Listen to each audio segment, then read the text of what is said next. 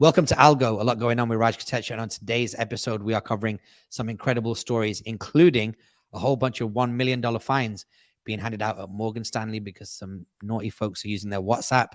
Bloomberg sending shots at Elon Musk and recommending cars that are not his. Some news about the lineup at Ultra coming up to Abu Dhabi.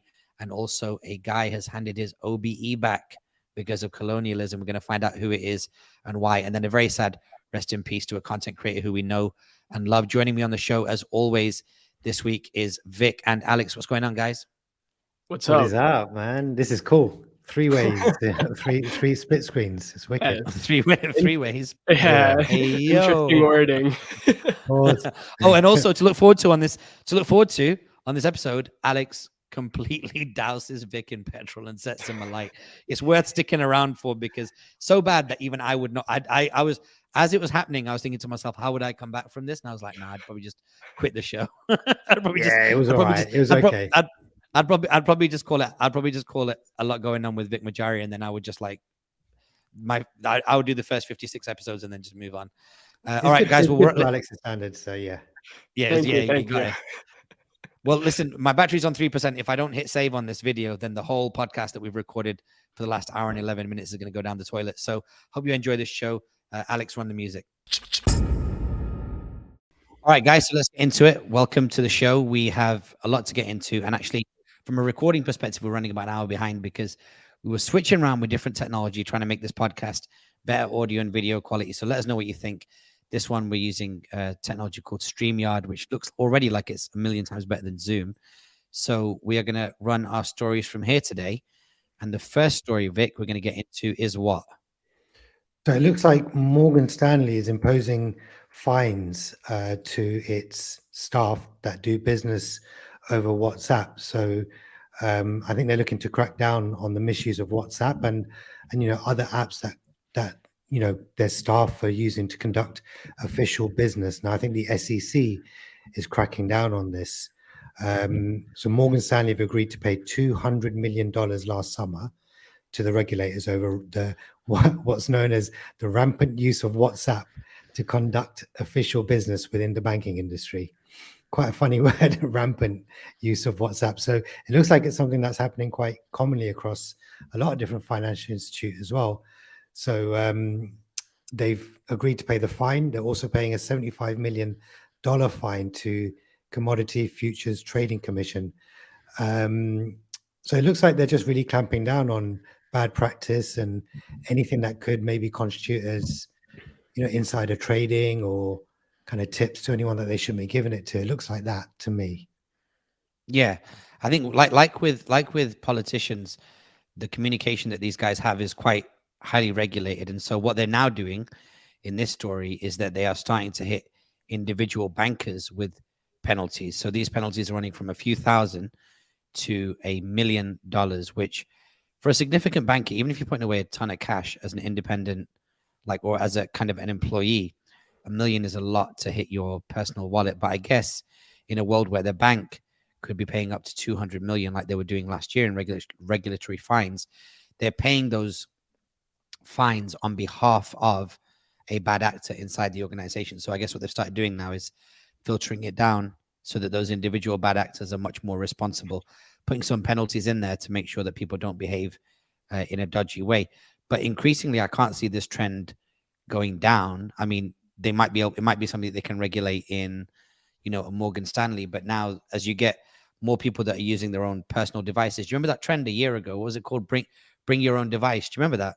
Yeah, 2010. It's like how we talk about remote working now, Alex. Like that's the thing. Like bring your own device was the thing because Apple and smartphones were becoming so. They were like trickling all their way through society that people were like, well, hang on a second. If I'm an employee at a company, like a medium-sized company, and you want me to, be able to check my email in the evening and I've not got my laptop, can I route my email, my work email to my mobile phone, which today is really common and it's kind of worked itself out in terms of like a policy level. But in those days, companies were asking the question, like, do we let these employees that have started buying their own smartphones at retail for personal use, do we let them map their work emails and so on to their phones? So Whereas we are going to see a little bit of this action here and there. I think this is more of just a signal to like the larger compliance people, like the SEC, the Securities and Exchange Commission, and all these other folks, these other players, just to be like, hey, listen, we're doing something. But the reality is, this is not something you're going to be able to ever control. Like, if somebody has a heads up, you know, at the back of a sneaker store, that some exclusive like Travis Scott's have just pulled up, and they just text their friends and say, hey, listen, no matter what, be here 7 a.m. Wednesday morning. There's something going down. That's effectively like insider trading. Now, that doesn't mean that this could have been insider trading. It could have just been the fact that you're not supposed to be having certain lines of communication or certain forms of communication on certain lines. But it looks like a real thing. I'm sure this story has definitely made its way around like the compliance world. Something to watch, really. I think right now, the world that we're going into and the pressure that banks are going to be under, we might even see more of these stories coming out in the future. Yeah, I think they're just trying to get, not the only thing, but they're obviously just trying to get like public confidence. So it's like, you know, when we had the big crash in 2008, everyone started to be like, well, bankers, banks, financial institutes, we hate them.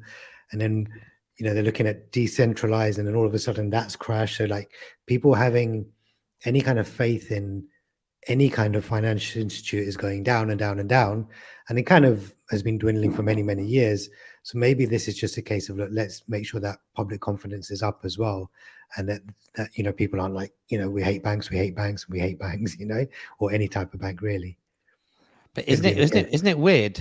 Do you think it's weird that of all of the stories that have come out of the banking world, this one just doesn't feel like it's going to be the kind of thing. This is not what's going to make people do like, you know, like the Wall Street protests of 2008. What was it called? Occupy Wall Street. Do you remember?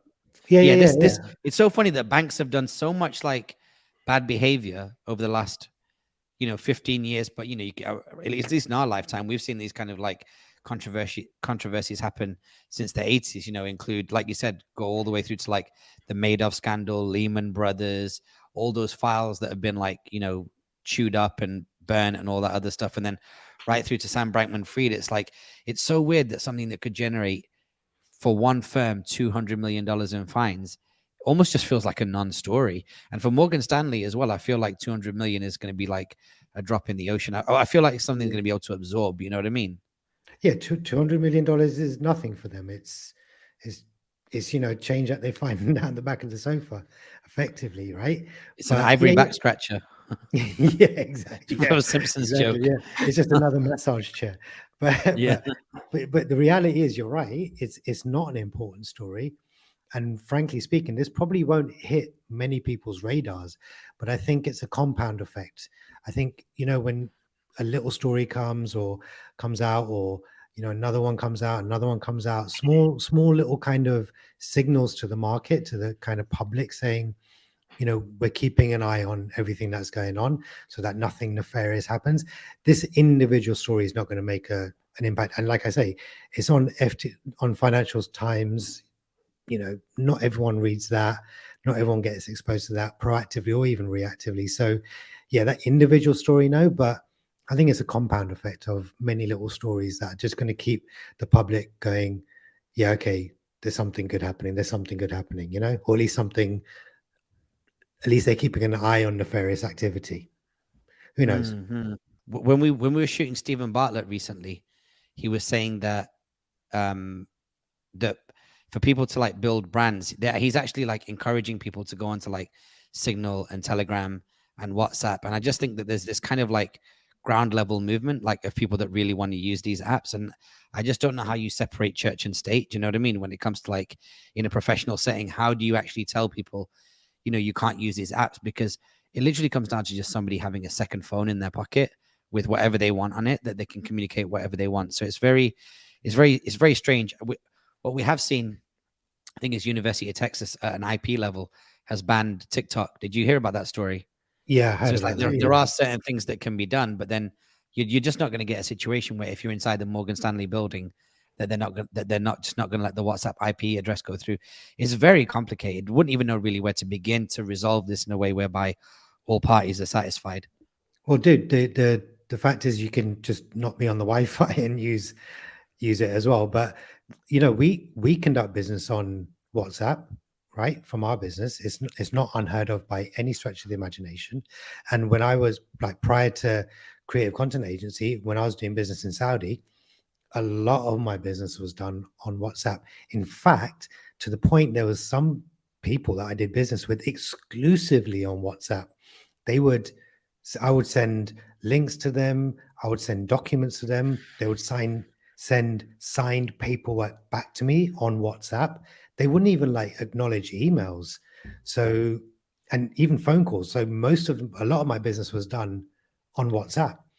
Now, this wasn't anything like insider trading or, tips or anything like that. It was a genuine like deal that we were doing. And I'd be like, right, well, here's the contract, sign it and send it back, and they'll send it back over WhatsApp. So it's just a done thing now. I mean, it's just done really. Well, we had it in the office this week, right? We were with one of our clients and we were chasing up a big piece of paperwork, and he was like, whatever you send on email, send me a WhatsApp after. That's absolutely right. That's exactly what he said. But I think that's as much so that they acknowledge that it's there and then they don't miss emails, because if someone gets hundreds of emails, it's difficult to kind of keep track. But it's just going to happen. It's just a very, very valid and accepted form of communication. So, Let's see. Banking specifically is tricky. That's the problem. Banking is tricky because of insider trading and stock tips and all that kind of stuff. I think that's why it's particularly difficult.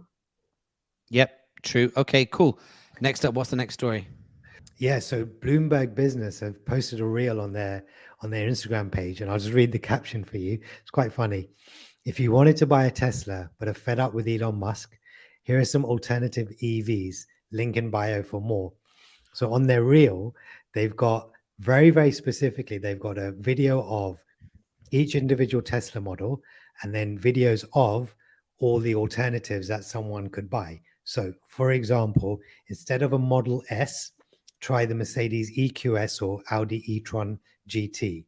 Instead of, a Model Y, try this. Instead of a Model 3, and they've specifically gone tick for tat with each model. It's not like here's a bunch of different EVs that you can buy, electric vehicles you can buy. They've specifically called them out and named them. So it looks like Bloomberg is just Bloomberg Business. It's just having a dig at Elon. So maybe it's just like news wars or something like that. So it's quite funny.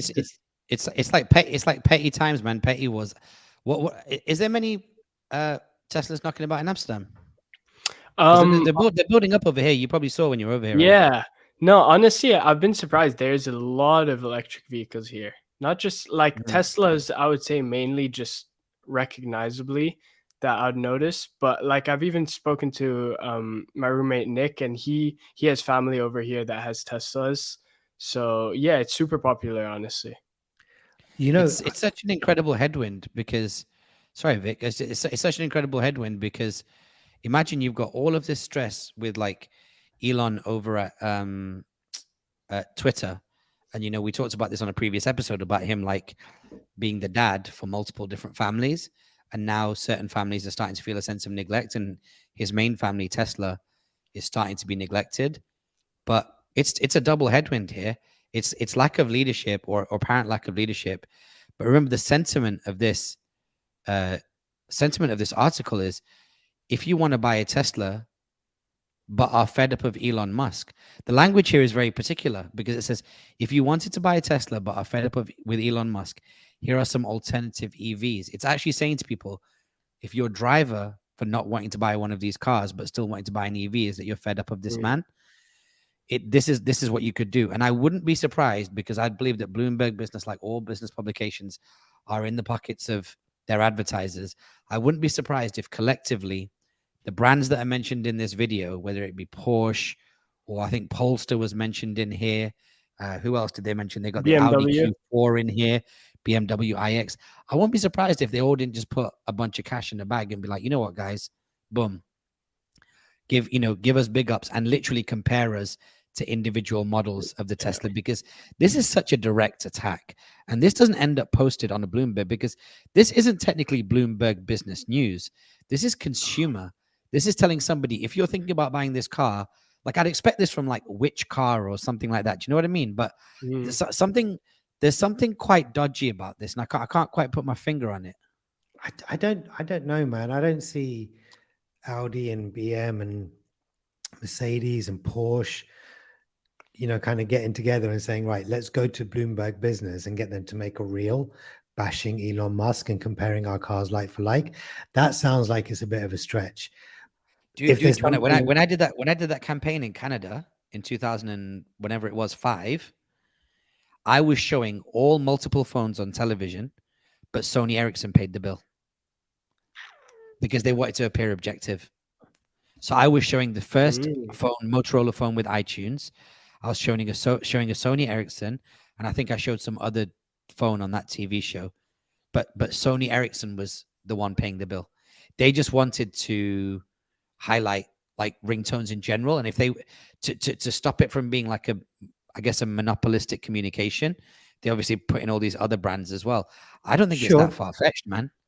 No, but that's different. But you're going there somewhat objectively talking about these different phones. This is, as you quite rightly said, it's a direct dig at Elon Musk. So it doesn't. I can't wrap my head around Mercedes going to Audi and saying, "Hey, listen, guys, this Elon character, he's cornering the market of EVs, and we need to do something about it. Let's see who else we can rally up and go to Bloomberg Business to put a reel up." That doesn't make sense to me. That's but in reality, how many of these companies are based out of Germany? So Audi is German, right? Yeah. Mercedes is German. Yeah, BMW. Porsche German? Believe so. I have no idea. Yeah, I would assume so. Yeah. Okay, and then just give it a quick Google, Alex, and then Mercedes, BMW, Audi. Look, man, like if their global head offices are out of Germany, that means that their global PR might be out of Germany.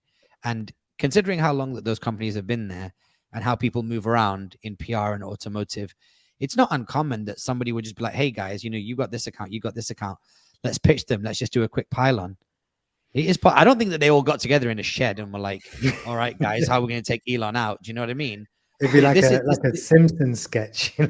Yeah. That's what it feels like. That's the image I've got in my head. They're all just turning up in their own electric vehicles and just like getting together and just talking about it. I don't know. It's a bit of a stretch, but it's weird that there's like a little. It feels just so petty and just, I don't know, almost unnecessary. Well, let me picture this. There's a story here at the moment on their site. So I just went to their link in bio because they've got one of those things where you can you go to like a equivalent of an Instagram and you can click through, and it said just a couple of days ago, this is the best electric Mercedes-Benz you can buy today. And now they've just got another electric vehicle post on there that's by Mercedes, which honestly leans directly into my theory that one of the manufacturers probably just picked up the tab for this, and it might have been Mercedes, let's say, in this situation, and then they're like, okay, yeah, cool, boom, forget it, give everybody a little bit of love on it, give all of our competition a bit of love on it, but let's make sure that net what happens is that we send a shot at Elon. They're trying to kick this man whilst he's down, and why not? Yeah, maybe, who knows. Well, I feel like when I look at it, I feel like it's just Bloomberg just taking a hit at Elon, right? I don't think it would have to do anything with the companies. I think it's just another. Yeah, I see it just as another way for publicity and to get maybe like a popular reel out. I don't know. That's just how I see it.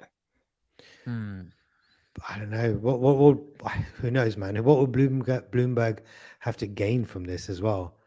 I mean, they're getting a lot of engagement, I feel like it's just engagement, right? Because like I assume a lot of their posts don't have something specifically to do with them. It's just to put content out there. Yeah, I'd say so. I'd say it doesn't seem unreasonable that these folks would want to like get a little bit of traffic for this purpose. You know what I mean? Yeah.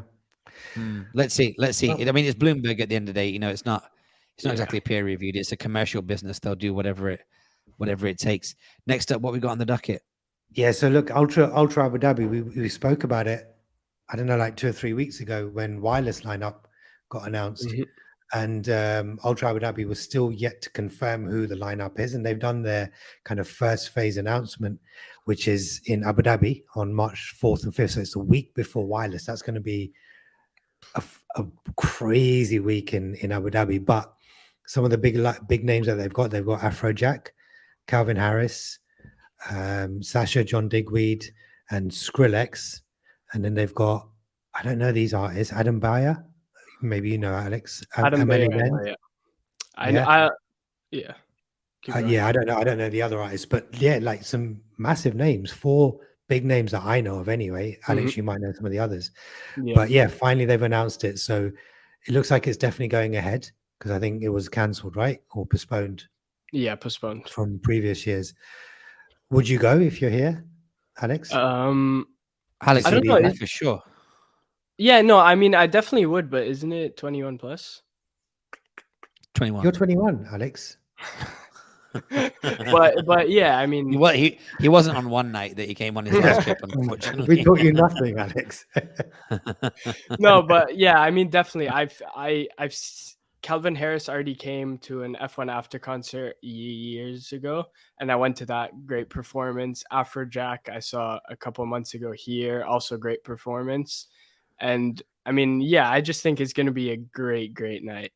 I think Skrillex has been popping off recently because he did some work with Fred again. So his name has been coming up again. Yeah, I just think it's going to be a great show, honestly. I don't think you can go wrong with DJs in general. Yeah, I saw Skrillex in Vegas on. Nice. So I went to, on my honeymoon, part of my honeymoon was going to Vegas, and I had a connect out there, and he sorted me out with like just entrance into XS, and it was the first birthday party for the club, and I didn't know, but this was like now 12 years ago almost, and Skrillex was performing for their first birthday, and it was wild, man. People were like, and that's when he was like hot, like Bangarang and Knife Party and all those records were out. He was like, people went crazy for him. I think he's a short little fella as well, but yeah, I think so. Yeah. I fell asleep. I fell asleep at the Skrillex concert. How? Yeah, don't ask me how. I was in the VIP section. I was slightly over the top of Skrillex. It was in London, and the music. I was like, okay, I hadn't really got into the music, but I was like, let me go check it out. If I'm gonna get into this whole like dubstep vibe, Skrillex would be the one. So I went with my cousin Vinay, and yeah, he wanted to go VIP or something like that. And I was like on a balcony, which was just above Skrillex. Sick. The whole crowd was going insane. It was at the smaller space in O2. And I had my hand here like this, and I fell asleep, stood up. It's Indigo 2, right? Indigo 2. Indigo 2, that's where it was. Yeah. And they played Ray. They played a Beyonce record that I used to play, like a dubstep one. And it was man, I couldn't stand it. Music was just too trash for me. He's like even like Wild for the Night that he did with A$AP Rocky is an absolute push. It's bearable. Really? I understand he's the king of that genre, but that music's trash. Fair, but I mean, Skrillex has changed a little bit. He doesn't, at least his new releases isn't like hard dubstep like it used to be. I like his pop music. Yeah, I like what he does, which is like, I think he's super talented. But that initial wave where it's like, whoa, like, whoa, what the hell is going on? Like, everyone chill out. Like, this is not it at all. Yeah, look, the reason I wanted to put it in is just because we spoke about it, and the lineup's being announced, and I guess it will continue to be announced. But it's just another good look for the region. Big names coming in. Is what you're saying though that there's going to be a second draft? It'll be a second draft of names, or no? Well, we know about the event. We know it's going to be good, but we know why it's good. But you said it's a first draft of names. Yeah, it says phase 1 announcement, so I assume there'll be. It says phase 2 coming soon. Damn, so we could maybe expect even double the amount of artists that they've announced already, because there's already some big names there. I mean, it does show 2 stages: Ultra Main Stage and then Resistance. So there will be yes. There's going to be a gang of names, and these are all headliners, right? So we don't know which days, but right now there's 9, and they're all the headliners. So these are already big names, and like second, third order will be pretty big as well. Maybe not as Mm. big as these guys, but yeah, I think for anyone that is into this, if they spend the 2 days there, they're going to be extremely happy. I don't know how much the tickets are, but they're going to be extremely happy because it's a good lineup. They're not expensive. They start at like, I think it's like 375 or something. They're pretty low. Really? Yeah, 360 dirham, which is both days or 360 for 1 day? dirhams. that's $100 Yo. US. Dude, For it's both? 300. Yeah, general admission, 2-day ticket, 360 dirhams. That's the same price as the Rolling Loud for 1 day. Wow. Hey, for speaking of wireless, Rolling I mean. Loud. For wireless. Oh, okay. Yeah. Hey, have you heard about Rolling Loud in Thailand? Thailand, yeah, I literally just saw that it's happening. What, in a few In months? April. Yeah. Do you want to go? Do I want to go? I've Yeah. class in April. Oh God. So, okay, when we get into this and out and about in Dubai later on, I was with a guy who's going to be performing there, and I didn't even know that Rolling Loud was coming there. And yeah, That's sick. okay, we'll talk about that, and we'll talk about that towards the end of the show. That's a pretty big lineup as well. Yeah, it's Huge, like, huge. have you seen the Yeah, names? There's everybody. There's Travis Scott- everybody you can think of that's going Travis to the other. Scott is Rolling Louds. back and back. He's doing everything. Yeah. So there you go. So, yeah. it's so huge. who's on that lineup? Let's have a look. So it's the Thursday, Friday, Saturday affair, running from the 13th to the 15th. Wow, peak time, man. Your boy, that's going to be like right in the middle of Ramadan as well. Yeah. Ramadan runs March 22 to April 21. So this is April 13th. You got Uzi Vert, Cardi, Ferg, Soldier Boy, Waka. Who else do I recognize here? There's a lot of names I do not recognize here. Okay, the majority of the others I don't recognize. In fact, everybody I recognize is much more on the older side. So you got Smoke Perp, you've got Ross, Joe, The Baby, Lil Pump, Rich the Kid, Designer. I saw Rich the Kid here in Dubai once. Chris Brown, Travis Scott, Offset, Central C, Ski Master, Slump God, Shaq Wes, Teriyaki Boys, we're going to be talking about a bit later on, Verbal, Ilmari, Rio Z and St. Wise. And I think that would be about it. And then you got, Young Raja's DJing, friend of a friend. Performing. And DJ Who Kid. Yeah, that's good. DJ Buddha as well. I know DJ Buddha from Thailand. Buddha. I actually emceed once with him when he was DJing when I was in Singapore. I don't know. Maybe I might have got it mixed up. Boy, that was a long time ago. Good. Yeah, that looks really wicked, man. Yeah. I wonder how much tickets are for that. Okay, let's give this a once over. I'll tell you, that's not too bad. $765 for 3 days VIP. 765, 3 days. Yeah. General entry. Yeah, general entry. No, well, 3 days, a bit more than that. It's more than $250 a day. Add-on fees. Let's assume that fees will run you 15%. You might not get much change at $900. $900, $300 a day. You probably get your alcohol included. It's probably going to be a much more comfortable affair. I don't know. I think, if you were into all of these, but the thing is, you go to these things, you imagine, like, I'm sure Cardi's going to be great. I'm sure Chris Brown will be great. But I don't know, like Rick Ross and Fat Joe, they're just going to be shouting over their record. Designers, funnily enough, I saw Designers got a new music video out, and they did the same thing that they did with Black Eyed Peas that I saw 4 or 5 years ago. I was on YouTube yesterday, and the pre-roll was the Designer song, and it was the full single, the full finished music video. So what they're doing is they get all the plays up by running it as an advert, and then they remove it as an advert. And then by the time people find out about it organically, they're like, oh my God, I'm 20 million views late on this one. Yeah. And then, then it's just like that kind of like artificial start type thing. So, let's see how that goes. Okay. Hey, I'm not even looking at the screen right now, so I don't even know if I was even in that. Oh, I'm still in the thirds. Okay. Yeah. Good. All right. Next up. Okay. Good. Are you guys going to be going to Ultra or no? Nah. No. Fair enough. Will you go to no wireless though? No. I go, if I get invited, I'll go. Yeah. If someone offers me a ticket, I'll go. Yeah. I don't mind like picking up the hotel bill and driving over there if someone wants to invite me like as a guest, or anybody who's listening right now. If you got a ticket, you want me to roll with you, holler at me. It's 1 day, right? The wireless is 1 day. If I'm not Is mistaken. It really? I think it's just 1 day. Okay. Yeah. Let's see how that goes. Next up. Right. So something that you put into the group actually, Raj, Alan Cummings, who's an actor over in America. Yeah. Returns his OBE over colonialism. So Alan Cummings is an actor who is part of the LGBT community. He's American, and you. Oh, he's Scottish, bro. He's a British guy. Sorry, Yeah. he's over in America. British guy. Yeah. Sorry, my bad. If you see him, you'd recognize his face, but you Yeah. wouldn't necessarily be able to name the movies he's in because he's been in like random stuff like Spy Kids and Bit Parting. Wasn't he Golden one Eye. of the nerds in those films? With Tom Cruise? Isn't he one of the nerds in that? Or was No, it that's Golden Simon Pegg. Okay, got it. So similarish kind of look, actually, ironically. Yeah. But anyway, so he put out a really long kind of post on Instagram a couple of days ago for his 58th birthday, and he said that he returned his OBE. So he got an OBE, which is it's given by the Queen, which is an Order of the British Empire, typically for maybe like charitable work or contribution to certain kind of industries, etc. So it's for his acting, but more so for his activism for equal rights in the LGBT community.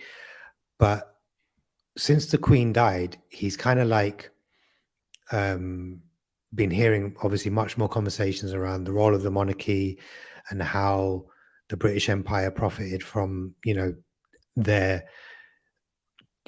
their reign in the past, Mhm. and he decided to give back the OB. So he's kind of standing against colonialism. So what was the motivation, Raj, for putting this one up in the group? I think what the best way to describe what's happening here with people like Alan Cummings giving the OBE back is that the OBE is facing the same thing that Tesla's facing, which is that Tesla's got headwinds from increased competition on one side and then people not liking Elon Musk. So I've always explained this in like our strategy sessions, which is if you've got two variables and they're small variables, they have a multiplier effect.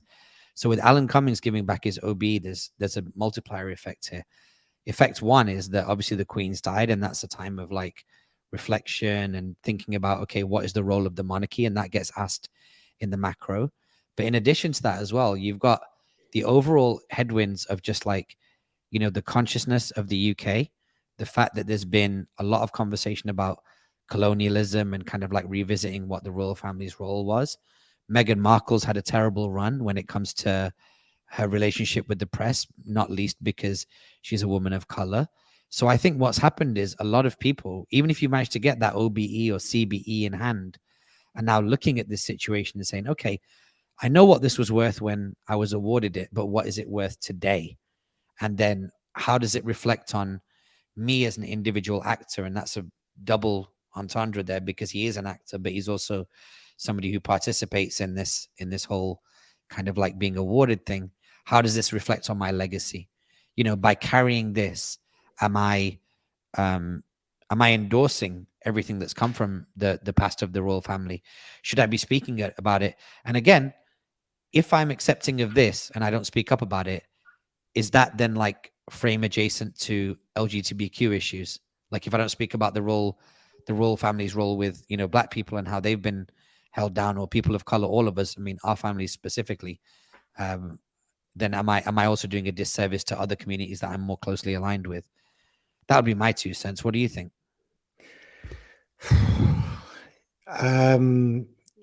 Yeah, I don't know, man. I think so. I agree with everything, man. Like it's a really weird one for me because I've always had this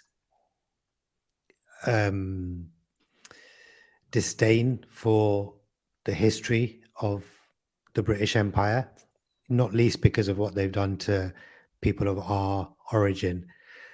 And I've been to Windsor Castle and I was walking through it. We did like a little tour. And I was like, oh, you can see pride in the jewels that they have and all the artifacts from around the world that they've collected over the years. And I'm walking through going, yeah, that's not cool, man. Like the way that it's all on show. So I think, yeah, look, this happening, if it continues to happen, and he might be the lead on a number of people doing this publicly. It also kind of lends itself to the fall of the British Empire's, or the grace of Britain and the UK on the world stage. Yeah, I mean, good for him. He's doing what he believes in. And if it continues to happen, then it's just going to chip away at public or global perception of the UK. And I'll talk about a little bit about that as well from one of my content recommendations, which is Sadiq Khan, the Mayor of London, on Stephen Bartlett's show. But yeah, like global perception of the UK is what's really being damaged here, I think. On like, you know, because he's in America, he's British, but he's based out of America. And a big part of his fight for the LGBTQ or the LGBT or whatever it is, you know, activism on that side of things was also in America. It's like also kind of, you know, same-sex marriages and things like that. So he was fighting on both sides of the pond. So now it's like this global perception of the UK and Britain and its empire and what the OBE means and the status of all these individual things.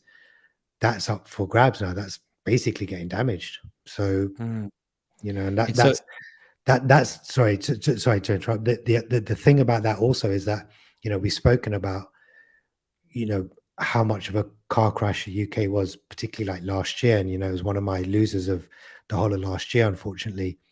But this just adds to it. It is a perfect segue because I've got a message here on my phone that came in the minute we started recording this podcast.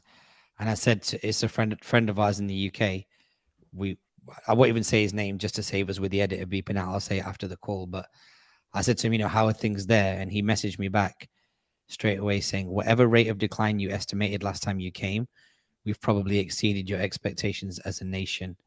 Provided I don't need the police, fire service, ambulance, life is good. So, you know, man, it's a tricky place to be, the UK. It's taken such a spanking, and it is so weird because the UK is going to places in terms of like negativity and negative perception that we've not seen before. And yet literally on a week by week basis, when you walk around Dubai, it's hitting just new heights of positivity. I was walking down the beach before. I met somebody who we know, Vic. I'm just going to try and keep it edit easy for Alex, so I won't start mentioning people's names. But she was walking down the beach and she had her cousin sister with her, and her cousin sister staying with her for a month. And she was like, you know, sister's a cool chick, you know, like probably early 30s over here. Great like companies that she's worked for. And she's like, oh, I'm looking for work. I'm like, man, are we in this situation? I don't know if this is possible because of the sheer amount of talent in the UK.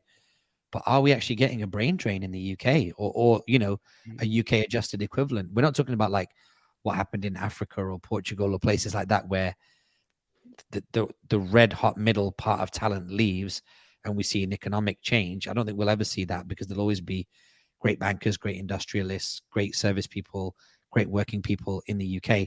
That number's too high to ever be impacted. But are we seeing enough of them leave to actually start propping up and building up new economies like Dubai? Well, I don't know if to the scale, but it's definitely happening because I get messages from people that are thinking about moving, that are moving, that have moved. Not every day, not every week, but I'm getting them more and more regularly than I did when I first moved out here. So, you know, like you quite rightly said, there's a lot of talent in the UK that will remain in the UK, and that's okay. But I think that the ratio of people that are looking at the Middle East is changing. And I think that's important. And it's not going to necessarily come here and prop up the economy here because Dubai is truly, truly, truly a global city. Well, the whole of the UAE, but Dubai specifically. So it can get its talent from basically anywhere in the world. It's a good point. So it's not specifically the UK, but I'm seeing it more and more. People that I know, people that I don't even know. You get these as well, Raj. You know, friends of friends that put you in touch and say, look, you know, speak to him. He's out there. They're doing their thing. They know a few people, blah, blah, blah, you know, whatever it might be. So it's happening more frequently than it did to me when I first moved out here 6 years ago. So I think people are just looking elsewhere. And it's not just happening in the UK, you know, it's happening in America. It's happening across Europe. You know, people are just looking for something different, something new. And, you know, when you think about everything that happened in the last couple of years, the opportunity to do that is also there as well. Countries are being more open to giving visas, giving citizenship, buying property, investing, this, that, and the other. You know, there's now you hear about all of these different things that are happening We've spoken about Portugal a number of times. Bali's doing it. You know, a lot of places are offering that. So why shouldn't people look out? You know, it's just because where you're born is where you're born doesn't mean you live there your whole life. We know that. You know, our families moved Yeah. 4 countries now, including us. So, you know, it's just go where the opportunity is. And I think people are looking elsewhere now. Yeah, and that would be a good thing to your very good point about tech layoffs as well, right? Like, because tech layoffs typically come from established technology companies. Established technology companies, for the most part, they're from like mature markets, like the US and the UK. Definitely the US, more specifically, and even more specifically the West Coast. And if you look at all of the layoffs that have happened across Meta and Google and several other companies, I actually saw. Jim, we were talking about on the group chat that someone left Google, and he was talking about how he felt he'd been backstabbed, and I know we spoke about that on a previous episode. But like literally this week, and it's not a content recommendation that I'd come up with, but I definitely would recommend it. Sriram and Arti from A16Z, Yeah. from Good Times. They used to have that show Good Times that I used to listen to during COVID. That's now a podcast, and now and again Andreessen and other folks jump on there. Mark Andreessen, the VC. And their last episode, they almost did effectively like an emergency episode where they were giving people advice to people that have been laid off. Because it's happened in the tens of thousands that they now know multiples of people that have been laid off. And I was just like, you know what? Like, if you can leave, you can also get fired. Those two things go hand in hand. But what they did say at the beginning of that podcast, which I thought I felt for a little bit naturally, was that they were like, if you've been fired by Google, Facebook, or whoever, Netflix, Amazon, and you're like an Indian there on a like, or somebody from overseas, and you're working on one of those like visas that only let you in because you're that engineer, software engineer. When you lose your job, you're on a clock, you're on a countdown. Yeah. You got to get another job in a certain window of time, otherwise you're out. Which that can happen in certain scenarios here in the UAE as well. You know what I mean? So I kind of feel for those people. So they spent a lot of time talking about networking, how to pick up consulting gigs, how to make friends, things of that nature. So yeah, it's real, man. I definitely feel it. And I know of a few people that have lost their jobs. Oh, Vic, you wouldn't believe. Remind me to tell you who this is when we're off the podcast. But a friend of ours, a famous friend. We'll talk about it. We'll talk about it. Yeah. But you'll be seriously shocked, Vic, when I tell you. But I told you, I know some people who have been affected by it as well. And, it's just, and I saw something on LinkedIn. I don't want to kind of keep on this point, but I saw something on LinkedIn. Someone posted, on their status saying that, waking up in the morning, kind of still hazy, picking up my phone and realize that I've got no access to any of my work stuff. My security clearance has been, revoked or whatever. Someone had got fired from Google and found out because they didn't have access to any of their work stuff. And then they just found out on the news that Google's laying people off. Now, I don't know how true that is or not, but if it is true, that's a terrible way to treat your staff. This one was of 10 years. No, awful. That's disgusting, If it is true, I don't know if it is, but Google don't block me. But yeah, I mean, so these people are going to come out like in shock, number one. Number two, for a lot of people that have been there for like 10, 15 years, you're like, all right, well, I don't know anything else. Yeah. And if you're in this like big tech company, it's cushy, you've got all the benefits, the healthcare, the free breakfast, all the kombucha you can drink, and the kind of quiet quitting, and all this stuff that goes on in these big tech companies. You're now suddenly out on your own. It's like when a kid is like really sheltered, and then at 18, they're like, right now I'm at university and I don't know how to fend for myself. I don't know how to cook. I don't know how to clean. I don't know how to do my own laundry. But good segue though, because like Alex's generation will probably never have a romantic relationship with an employer, like a company. Like when we went to work, when we were naive at 21, 22, we're like, we'll go into a company, I'll fall in love with the job, I'll be part of this industry for a long time, I'll do 3 to 5 years as a graduate, then I'll go to a slightly larger company with a bigger role, I'll do 3 to 7 years there, then I'll go into senior management in my early 30s. And just that concept, I mean, like you don't even, I don't know, man. I mean, I don't want to put words in your mouth, Alex, but I just can't imagine anybody leaving university at 21 being like, I can't wait to go to this company and build with them, and they trust me and I trust them, and there's two-way loyalty. It seems like a thing of the past. I don't know. I think there's still a lot of people that view it that way, and I don't think it's necessarily up to them, right? It's also based on what like their parents have told them and taught them and what they've seen their parents do. But I can say that from what I've seen, there's a lot more students who would not choose that route and don't look to go from one business, go to next position, and would rather go in from somewhere else. But I also think that's largely due to social media and everything that social media has given people my age access to, and now it's helped people know that there are other ways of making it to the top. Do you have any loyalty to, I mean, our situation is different because our company is cool as hell, but like traditionally, like do people have any sense of loyalty to do they expect that they'll have loyalty once they enter the workforce?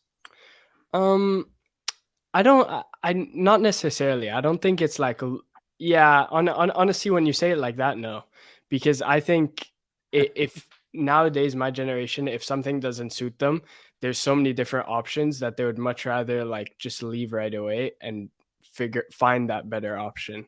And I feel like a lot of people before didn't see it like that. They just stuck to a company, and even if there were some things wrong, they would maybe put it to the side or just like look into the future and like worry about it later. Whereas now someone my age can leave that job and just go somewhere else.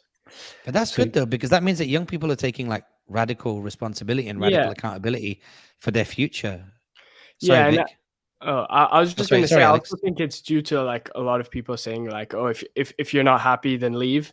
And I think that was like, that's always been said, but not a lot of people have followed that, I would say. And now it's really been something that's emphasized on like mental health and all of that. And yeah. Here's what's interesting about this whole dynamic. 50 years ago, 40 years ago, even 30 years ago, the common thing, Alex, you kind of made me think of this. The common thing was to stay in a job, hold on to that job. You probably have 2, maybe 3 jobs in your 30, 40 year career. You retire, and then you kind of just live your golden years out in, whichever part of the world you're in. And then as we were growing up, that was still the case, but we were kind of transitioning into this phase where you could change jobs more often, and it wasn't seen as necessarily a bad thing. And in fact, it was good for you as the employee because you could raise your salary much quicker if you change jobs rather than staying in the same job. And now we're in a situation where people are like, or young kids that are coming out of university or whatever they're doing in their early years are going, the first thing I'm going to do is not go for a job, but try something out for myself and see how that works out. And with all these layoffs, I think, again, we've spoken about it before, and I've mentioned before that, it's going to lean more into the gig economy, and it's going to support that part of the world. But where I kind of look at it from the other side of it is this. There are, however many billion people in the world, there is a certain percentage of people that are workers, and there's a certain percentage of people that aren't. Yeah. So you either are going to work for somebody or you're going to work for yourself.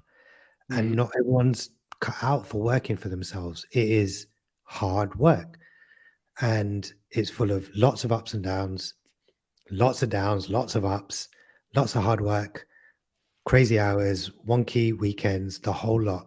And not everyone is geared up for it, even if it is doing like some kind of freelance job. Because even if you're a graphic designer and you could be the best, you still got to hustle. You still got to brand yourself. You still got to market yourself. You still got to sell. You still got to get projects. And that in and of itself will crack a lot of people, and they'll just end up going to work for somebody, which is also fine because you've given it a go and you've seen how it works. But there's going to be a percentage of people, Raj. I think more are going to, a bigger ratio probably is going to look for working for themselves or doing something on their own kind of back. But there's still going to be a huge percentage of people, and the majority, that are just going to go into the workforce. Yeah. And also remember, these layoffs are happening now, sure, but they've been happening all our lives and before. You know, the market goes up and down and up and down, and these tech companies, these finance companies, these manufacturing companies, industrial, whatever it might be, they lay people off. Then they kind of, markets are good again, and then they need people to run the business and to work in the business. So it's going to keep happening. We're just seeing more of it because of social media, number one, and number two, because so many people have other opportunities to work. So it's not like this is anything fundamentally new or different, you know? Absolutely. Well, in terms of like that's it's going to be a different world one to watch. Speaking of which, speaking of like jobs and doing what you love, there's definitely a end on a bit of a sad note, really, because there was a guy who was definitely the definition of doing what he loved. He had his whole family in the mix. He had what looked like a decent work-life balance because they kind of bled into each other a little bit. But the dad from Enky Boys, unfortunately, at an extremely young age, passed away. So we've got that story here on the docket, but we talk a little bit more about this guy. His name was Randy Gonzalez, right? The family out of Texas.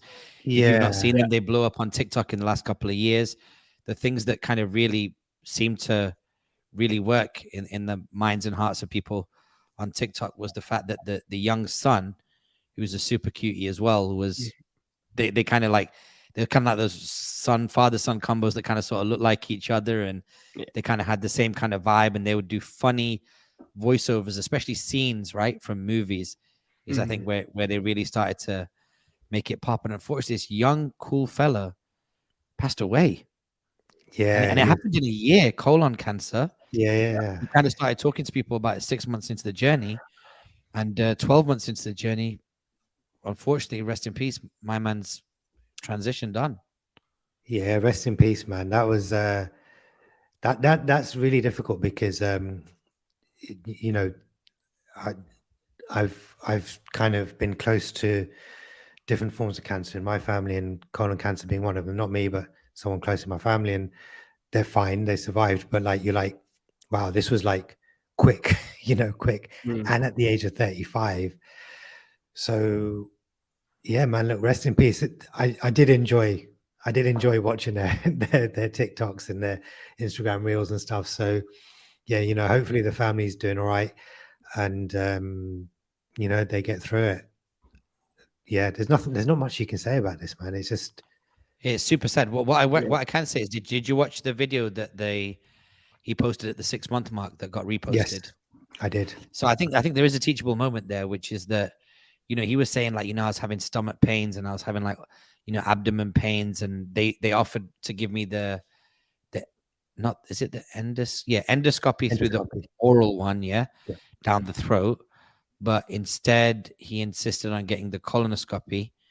And we're familiar with people that do colonoscopies, and they're not pleasant. They involve a night of hardcore bathroom trips, insanely uncomfortable. And then the next morning, to top it all off, you end up with a camera running through you from the back. So these are terrible things. But when they did do this to him, they found out that he had stage 4 cancer, and it just makes you think that he said that I had these symptoms for a while, stomach symptoms, gut symptoms. If you are thinking about it or you're suffering from the same thing, don't half step, just go get it done, because it's a real story, and it's extremely sad. So rest in peace, Randy Gonzalez. You saw the videos. You've seen the content before, Alex, right? Yeah. I've seen a bunch of his content. Honestly, great content. I remember seeing some of it during COVID, and it was really entertaining. So rest in peace to him, and prayers to his family. Indeed. Okay, let's wrap up then. Where are we gonna? Let's get through these rapid, because we did start a little bit late today, and as a result of that, my batteries took a bit of a slam in. So getting into today's story selections, content recommendations, what are we thinking in terms of stuff that we've seen that we really, really like this week that we want to share with people? Yeah, I'll go first. So I finally watched You People. We've spoken about it a couple of times on the show. So You People is a film on Netflix written and produced by Jonah Hill, starring Jonah Hill, with Eddie Murphy, Nia Long, Julia Louis Dreyfus from Seinfeld and Veep, and what's the cat from X-Files? The dude, can't remember his David name. Duchovny. David Duchovny's in it as well. Yeah.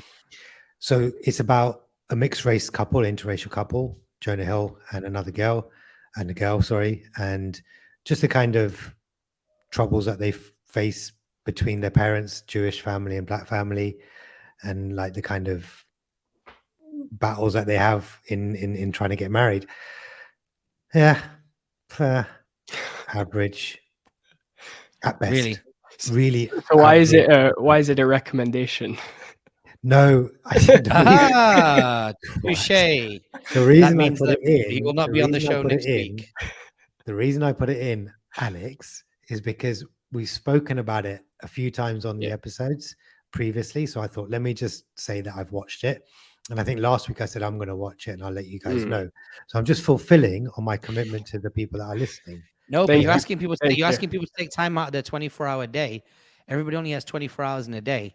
And you're asking them to give up an hour and 58 minutes. No, quite the opposite. I'm actually asking them not to do it. So I've been saying we don't have a section called unrecommendations or non-recommendations. So right? I'm trying to help people out and say, don't waste your time. Don't watch this movie. Alex, you got him bad. Alex, this was like a ladder match. The way you just took him out on that one, that was real cold.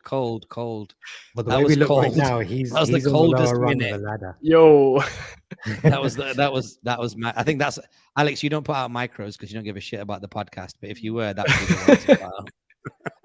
Yeah, but he'd have to put it out with my rebuttal. That's the thing. So okay, so no, I don't have to. Okay, so let's go quick, guys. 11% on my battery. Right, next up. Real quick. Sadiq Khan, who's the mayor of London, on Diary of a CEO, which is Stephen Bartlett's podcast. I'm not going to go into too much detail. Just go and watch it. It is really good. I don't really know much about Sadiq Khan. I've not followed him really that much, but it's a very, very well-paced interview. Stephen Bartlett's questioning is phenomenal. And one thing I would say about Stephen is that he's very disarming because he's so polite, so soft-toned, so soft-spoken, and very specific with his questions that it's difficult when someone like Stephen is so precise with his questions and very soft-spoken that you can't not answer honestly. And Sadiq answers very, very honestly. And when he can't answer something, he says it.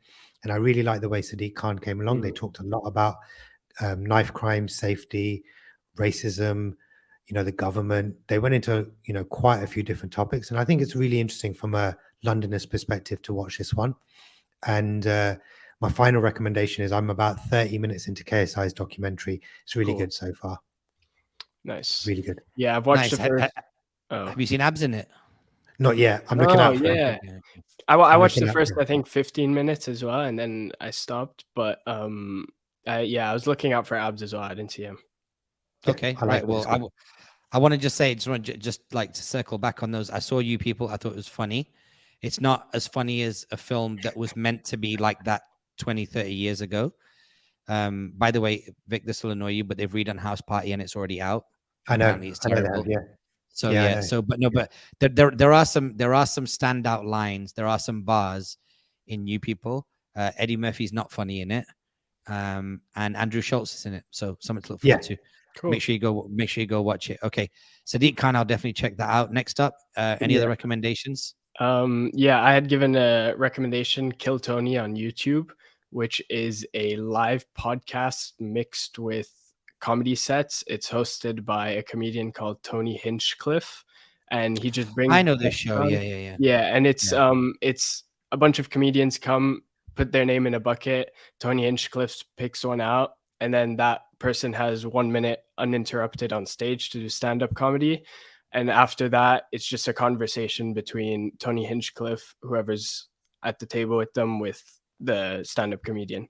It's really, really interesting. I've watched, I think, 4 or 5 like different bits, and it's great. Really, really good. How long is the overall video that's uploaded?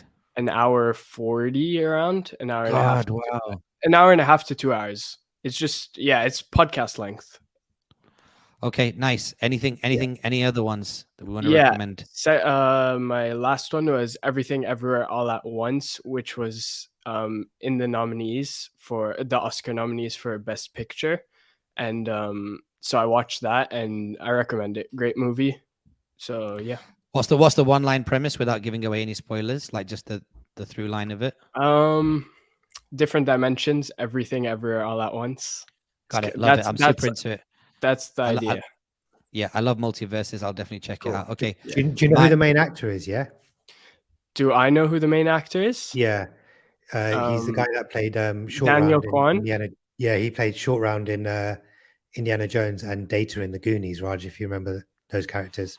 Oh, some 80 stuff. I'll struggle, to remember that. Yeah. But okay, cool. Last recommendation then.